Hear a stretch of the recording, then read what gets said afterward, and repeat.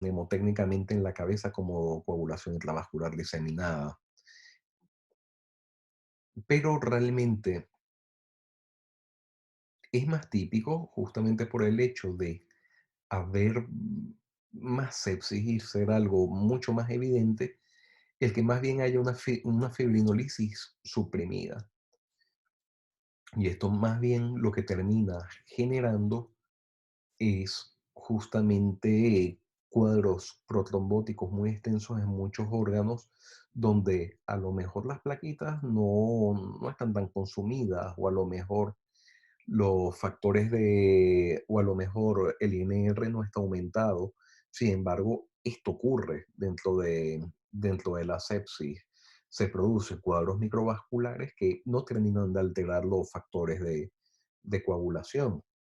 Y están así que esta coagulación intravascular diseminada se trata con medicación anticoagulante, mientras que esto de acá le tienes que exponer plasma. Son dos mundos totalmente distintos.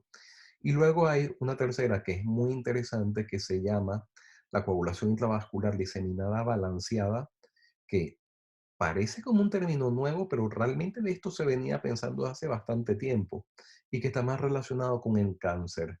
Y que esto, sobre todo, tiene una expresión a nivel de laboratorio mínima. Entonces vemos que este mundo de la coagulación intravascular diseminada es bastante bonito, pero también es bastante más complejo de lo que inicialmente parece. Voy a poner varios casos anecdóticos para ilustrar varios de estos tipos de cosas que pueden ocurrir. Un golpe de calor, por ejemplo, puede provocar un ictus por desencadenar la CID. Con el golpe de calor, ese aumento de temperatura termina descargando mucho factor tisular y en este caso, esta persona de este artículo que les traigo acá no solamente hizo una radiomiolisis e hizo un infarto cerebral, sino también un infarto de miocardio. O sea que es algo potencialmente plausible que puede ocurrir. Aquí les traigo el Cassavagmeri, que es esta cosa muy rara. Esto es un hemangioma que termina secuestrando plaquitas y factores de coagulación y al final por consumo termina haciendo este tipo de sangrados como el que tenemos aquí. Lo mismo también con el embolismo de líquido amniótico. Aquí vemos infartos que se producen en el contexto de un embolismo de líquido amniótico que por mecanismo paradójico, al momento de haber FOB, termina llegando al cerebro y termina haciendo también cuadros microvasculares por CID. Como cosa también anecdótica y súper rara, aquí tenemos un caso, un embarazo gemelar, donde se murió uno de los gemelos y quedó retenido e hizo una coagulación intravascular diseminada e infartó el cerebro de la madre. Aquí les traigo también casos de una hemorragia cerebral dentro de una serie de 4 casos, unos japoneses que se dieron, que se dio en el contexto de este aneurisma de toracoabdominal que terminó secuestrando factores de coagulación y plaquetas. Y en el caso de las quemaduras, y esto es algo un poquito más tricky, un poquito más guarro, porque con una quemadura también hay sepsis, pueden haber endocarditis y pueden haber otras cosas en juego, pero también ocurren sangrados intracerebrales en este tipo de noxas y de una manera con cierta frecuencia, al igual que infartos de la cerebral media. Son cosas que pueden ocurrir en este contexto y la DIC está descrita como una causa de esto. Aquí vemos que incluso la coagulación intravascular diseminada típica de la sepsis puede hacer sangrados. De hecho, este es un caso donde se ven microhemorragias, plagado el cerebro de microhemorragias, pequeñas hipointensidades en el SUI y y que está en relación con una coagulación intravascular diseminada en el contexto de una sepsis, esta vez sí con consumo de factores de coagulación, una plaquetopenia y hipofibrinogenemia. Aquí les traigo también otro caso, una sepsis en la vesícula biliar que terminó haciendo una hemorragia intracraneal fatal. Entonces, aquí vemos que en este caso en concreto tenía un fibrinógeno bajo, tenía un dedímero salvajemente alto, porque el dedímero al final es una degradación de cosas derivadas de la fibrina, y vemos un PT prolongado con un PTT más prolongado todavía. Aquí les traigo un caso que vi como interconsulta en la planta de oncología. Es un señor joven de 34 años, muy enol, con una estatosis alcohólica, antecedentes de abuso de OH, y que ya venía presentando unas equimosis y petequias hace 4 días. Entonces ya esto es algo sindromático, gente con problemas neurológicos vasculares que te hacen manchas en la piel, que te hacen equimosis. Comenzó con una hematuria y luego de golpe y porrazo una diplopia, un tercer par, un cuarto par y un sexto par incompletos del lado derecho. Todas estas se hace la tomografía y se ve un hematoma occipital y sincrónicamente otro hematoma por aquí en el pedúnculo cerebeloso. Todo esto huele a que hay una situación que termina haciendo sangrado por todos lados. Y cuando vemos la sencilla analítica, esa sencilla analítica que hacemos normalmente siempre, 50.000 leucos, un PTT 30 y unas plaquetas bastante bajas, 20.000. A todas estas, analizando ya por parte de los hematólogos, se llega a una conclusión, a que esto es una leucemia promielocítica, y esto es un caso clásico.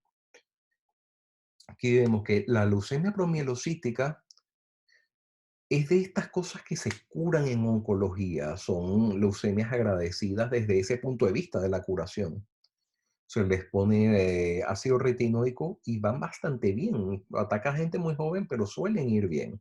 El problema con la leucemia promielocítica es que puedes ni siquiera llegar a la urgencia porque te moriste desangrado o con un hematoma en alguna parte del cerebro.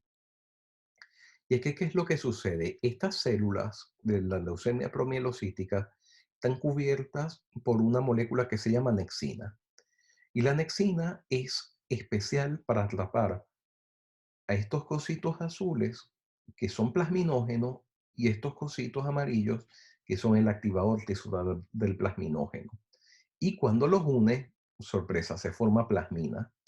Y hay un exceso de plasmina circulante que no se puede contener por ningún tipo de molécula que la pueda contrariar, y esto termina siendo un aumento circulante de la plasmina tan salvaje que favorece sangrados por todas partes.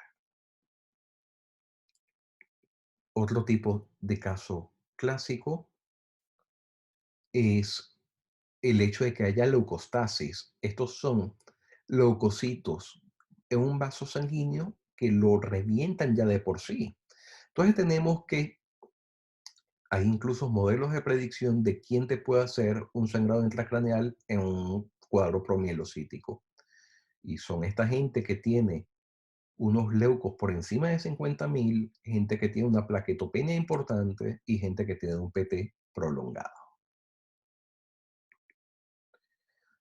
A propósito de otro caso, y ya finalizando, en la urgencia había un señor de 67 años que, un señor un poco dejado, un poco caquético de ya varios meses, y que llevaba ya las últimas semanas con astenia y ixíquia. Los últimos días había hecho unos moretones en los brazos sin venir a cuento, sin golpes ni nada, y presenta un ictus del despertar con una M1 y con una lesión establecida. A todas estas, aprovechando el TAC de tórax para averiguar lo del COVID, vimos varias sorpresas, entre ellas que tenía un plastrón adenomegálico y que tenía un tórax bastante feo por un proceso neoplásico, tenía muchos nódulos de tipo canceroso, como si fueran células pequeñas, y tenía también distorsión bronquial y nódulos por todas partes.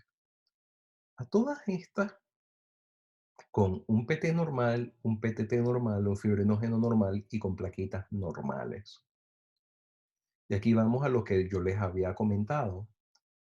Y es que Gauss y Posner describieron cuadros en los cuales incluso pueden ser pausisintomáticos y no tan evidentes como este que les acabo de decir, donde hay gente un poco lenta, un poco inatenta, que se muere de cáncer y que cuando le hacen la autopsia tiene trombos miniaturas en el cerebro y en otros órganos, que en todo momento tuvieron un laboratorio normal.